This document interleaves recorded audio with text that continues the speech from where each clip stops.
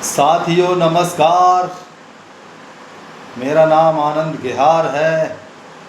राष्ट्रहित Indian party से राष्ट्रीय अध्यक्ष, पूर्व सांसद प्रत्याशी। साथियों, जिस तरह से भारत में लगातार हम देखते हैं अपराध की घटनाएं बढ़ती जा रही हैं। एनसीआरबी ने एक आंकड़ा जारी किया है। उस आंकड़े को देख करके ये पता लगता है, मालूम होता है कि भारत में अपराध बहुत तेज़ी से बढ़ रहा है। एनसीआरबी के आंकड़ों के मुताबिक भारत में 74 से 78 रोज़ मर्डर की घटनाएं हो रही हैं।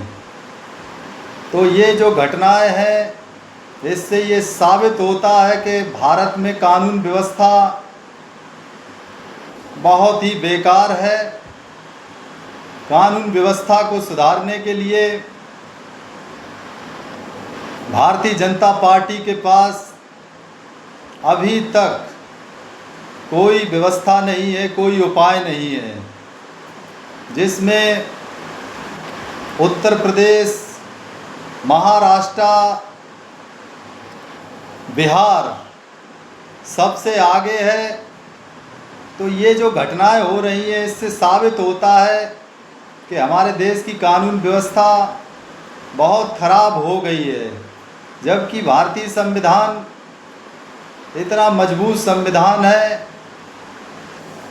यदि संविधान के हिसाब से सरकार चले तो साथियों अपराध तो कोई कर ही नहीं सकता है। अपराधियों के हौसले इसीलिए बुलंद हैं, सरकारें अपना काम नहीं कर रही हैं। कष्ट इस बात का भी होता है कि हमारी जनता है, जनता का मतदान, जो मतदान की प्रक्रिया है उसमें सुधार होना चाहिए। कहने का तात्पर्य है, ईवीएम से जो मतदान होता है उसमें कहीं न कहीं राष्ट्रीय अंतर्राष्ट्रीय स्तर का भ्रष्टाचार हो रहा है। तो हम लोग राष्ट्रहित इंडियन पार्टी के लोग अगले माह में ईवीएम हटाओ देश बचाओ रैली निकालने जा रहे हैं। ये जो रैली होगी फर्रुखाबाद ज़िले से ही प्रारंभ होगी।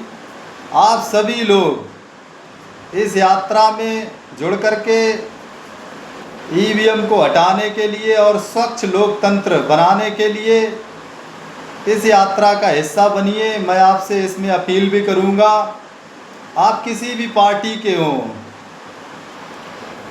इससे हमें कोई मतलब नहीं है। आप चाहे समाजवादी पार्टी के हों, भारतीय जनता पार्टी के हों, कांग्रेस पार्टी के हों, आम आदमी पार्टी के हों, इससे हम लोगों को कोई मतलब नहीं है।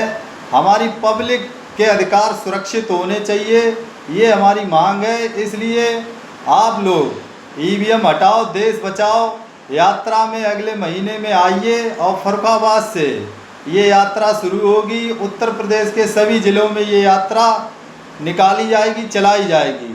बहुत बहुत धन्यवाद।